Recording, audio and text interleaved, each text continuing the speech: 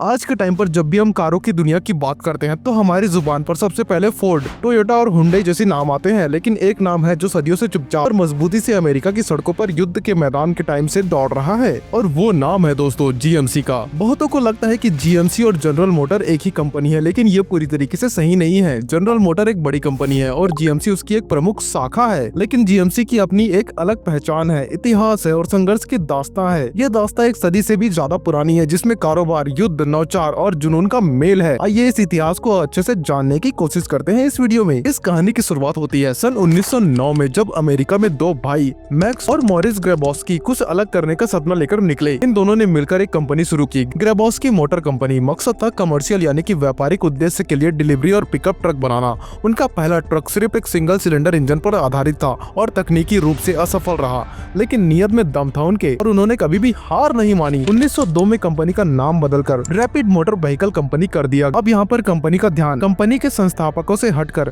पाद यानी कि रैपिड ट्रक पर केंद्रित हो गया। यह ट्रक साधारण था, एक सीट, इंजन कवर और फ्रेम, लेकिन इसके पीछे की मेहनत की कहानी ना असाधारण थी। 1908 में जनरल मोटर के संस्थापक विलियम सी ड्यूरेंट की नजर रैपिड मोटर व्हीकल कंपनी पर पड़ी। कंपनी का विकास तेज था और ड्यूरेंट ने धीरे धीरे इसके शेयर खरीदने शुरू कर दिए। 1909 तक रैपिड कंपनी जनरल मोटर की शाखा बन चुकी थी। 1911 में जनरल मोटर ने जीएमसी नाम की एक नई कंपनी बनाई और रैपिड तथा रिलायंस नाम की एक कंपनी इसमें शामिल कर दी गई। इसी साल जीएमसी नाम पहली बार न्यूयॉर्क ऑटो शो में प्रदर्शित किया गया। 1909 का एक इंटरेस्टिंग फैक्ट है कि जीएमसी के एक ट्रक ने 1 टन दूध लेकर सिएटल से न्यूयॉर्क तक की यात्रा की थी। 21 हफ्तों की इस यात्रा में ट्रक ने 9,500 मील की दूरी तय की और ये भी साबित किया कि ये ब्रांड महज एक शब्द नहीं बल्कि परफॉर्मेंस का भी दूसरा नाम है। फिर आया प्रथम विश्व युद्ध यानी कि फर्स्ट वर्ल्ड वॉर। 1917 में जीएमसी का मॉडल 16 अमेरिका सेना का मुख्य वाहन बना। एम्बुलेंस से लेकर सर्च लाइट ट्रक, टैंकर्स और ट्रूप कैरियर, जीएमसी ने युद्ध में अद्भुत योगदान दिया। और आपको ये भी बता दो कि 1918 तक 90% ऑफ द ट्रक उत्पादन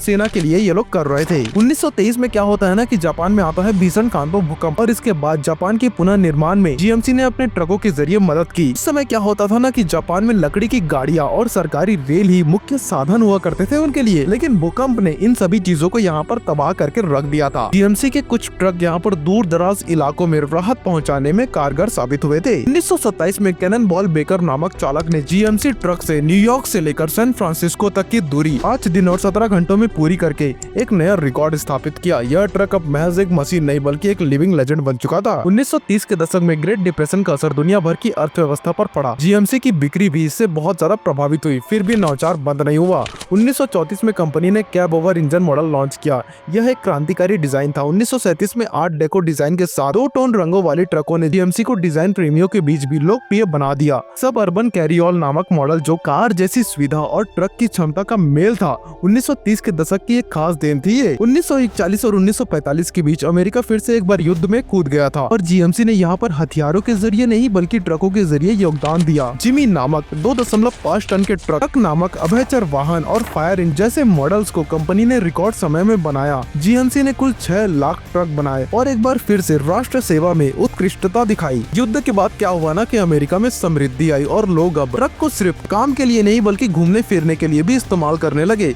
जीएमसी ने इसका लाभ उठाते हुए स्टाइलिश और आरामदायक ट्रकों की रेंज लॉन्च की। 1950 के दशक में dream trucks, pickup campers, motor home और ऑफ रोड मॉडल जीएमसी की पहचान बनने लगे।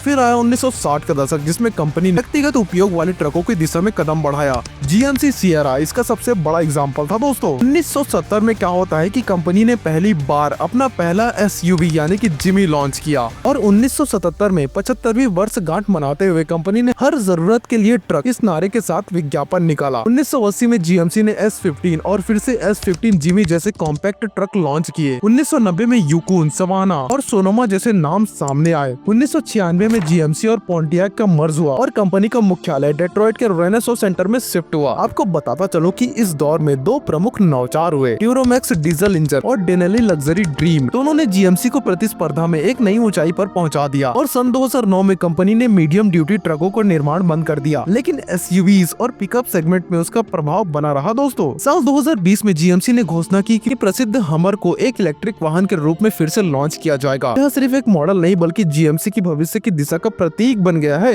इलेक्ट्रिक पिकअप और एसयूवी दोनों को लॉन्च किया गया। 2022 में कंपनी ने कोरिया में भी अपने ब्रांड लॉन्च किए। वैश्विक विस्तार का ये संकेत था कि जीएमसी अब सिर्फ अमेरिका ही नहीं बल्कि दुनिया की सबसे बड़ी कंपनी बन चुकी है। और थोड़ा सा यहाँ पे आपको वक्त में पीछे लेकर चलता हूँ और साल 2020 में एक ऐतिहासिक वापसी ने ऑटोमोबाइल इंडस्ट्री को चौंका दिया था। हमारे ब्रांड की वापसी, लेकिन इस बार यह वापसी पारंपरिक ईंधन इंजन के साथ नहीं बल्कि एक पूरी तरीके से इलेक्ट्रिक मॉडल के रूप में हुई, जैसा कि थोड़ी देर पहले मैं आपके साथ जिक्र कर रहा था। अब इसमें क्या हुआ ना कि जनरल मोटर ने जीएमसी के अधीन हमर को एक इलेक्ट्रिक ट्रक और एसयूवी के रूप में पुनः प्रस्तुत किया, और वो भी जीएमसी हमर ईवी के नाम से। हमर ईवी के दो मॉडल सामने लाए गए, एक इलेक्ट्रिक पिकअप ट्रक और एक एसयूवी। इनका उद्देश्य न केवल पर्यावरण के अनुकूल वाहन पेश करना था बल्कि ये भी दिखाना था कि लग्जरी और प्रदर्शन उत्कृष्टता अब इलेक्ट्रिक भी हो सकती है। यह वाहन cab mode, adaptive air suspension और लगभग 1000 हॉर्स पावर जैसे अत्याधुनिक फीचर से लैस था। इसके लॉन्च की तारीख 20 अक्टूबर 2020 को जीएमसी के इतिहास में एक मील का पत्थर माना जा सकता है। एक तरफ यह इलेक्ट्रिक मोबिलिटी के प्रति कंपनी की गंभीरता को दर्शाता था, वहीं दूसरी ओर यह भी दर्शाता था जीएमसी अपने अतीत से प्रेरणा लेकर भविष्य के निर्माण कर रही है। और सन 2022 में जीएमसी ने दक्षिण कोरिया में भी अपने ब्रांड की एंट्री की घोषणा की है। इसके साथ अभी के टाइम पर यानी कि करंट टाइम पर जीएमसी और शेवरलेट के बीच प्लेटफॉर्म साझेदारी भी जारी रही। दोनों ब्रांड एक ही प्लेटफॉर्म पर वाहन बना रहे हैं, लेकिन ब्रांडिंग, फीचर और कीमत के आधार पर उन्हें भिन्न रूप से